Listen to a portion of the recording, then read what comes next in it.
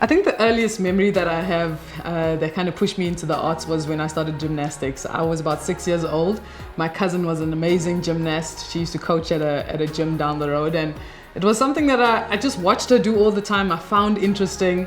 And I made almost the mistake of saying, I want to do that, because she made sure to coach me 10 times harder than everyone else. And all that taught me was that I can always do 10 times more than what I think my limitations are.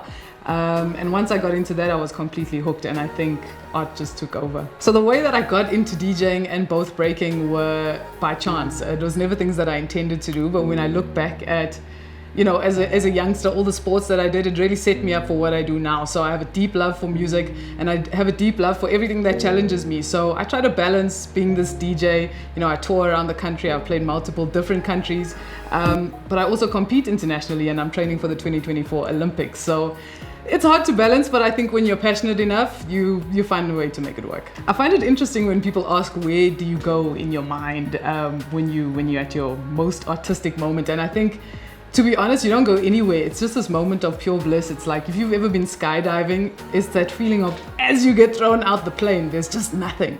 You know, it's the most quiet, it's the most serene.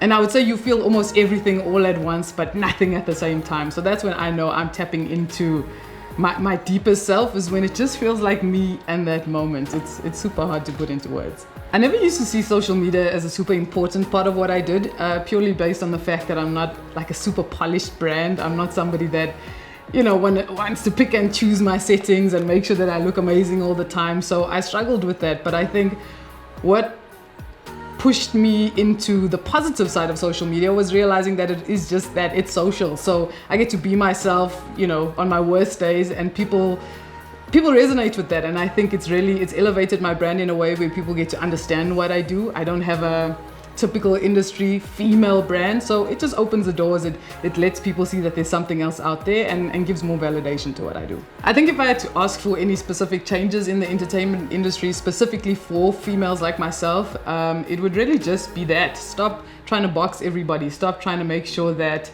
you know, we can only give you like small digestible pieces of ourselves. We should be able to take people exactly how they are, be open to new ideas, because that's what it is at the end of the day. Yes, entertainment, but also art. And the art space, the entertainment space, is one of the few industries where you get to touch lives without even trying. And I think the more we open-minded, and the more we open the doors and the gates to the different kinds of people there are, I think we're just going to create a so much better world, because we need to be more inclusive.